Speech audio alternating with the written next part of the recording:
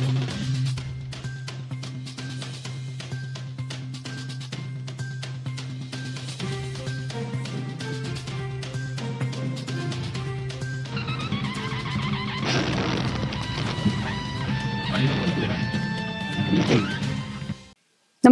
आपण पाहता हिरकणी न्यूज.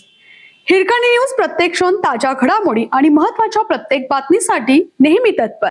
अवसायन प्रक्रियेतील 700 दूध संस्था ठरणार अपात्र.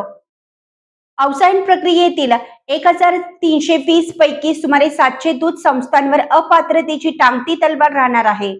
मंगळवारी दिनांक 9 सुनावणी प्रक्रिया पूर्ण झाली. संपूर्ण प्रक्रियेमध्ये 2 वेळा पत्र पाठवूनही 55 संस्था गैरहजर राहिल्या. पुढील आठवड्याभरापासून सहाय्यक निबंधक कार्यालयाकडून दूध संस्थांना निकाल देण्यास सुरुवात केली जाणार आहे.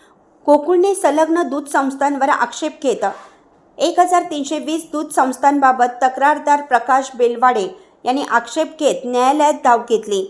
कोल्हापूर सर्किट बेंचने या संस्थांची सुनावणी प्रक्रिया पूर्ण करून 80 दिवसात अपात्रतेबाबत निर्णय घेण्याचे आदेश दिले. त्यानुसार गेल्या 2.5 महिन्यापासून सुनावणी प्रक्रिया सुरू आहे. मंगळवारी ही प्रक्रिया पूर्ण झाली.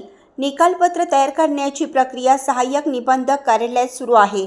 दूध संस्थांचा निकाल देताना प्रामुख्याने 50 लिटर दूध संकलनाची अट, संस्थेचे लेखापरीक्षण आणि निवडणूक झाली आहे का या बाबी तपासल्या जाणार आहेत. यामधील बहुतांश संस्थांचे संकलन 50 लिटरहून कमी असल्याची चर्चा आहे. त्यामुळे पुढील आठवड्याभरापासून देण्यात येणाऱ्या निकालपत्राकडे गोकुळ वर्तुळाचे लक्ष असणार आहे.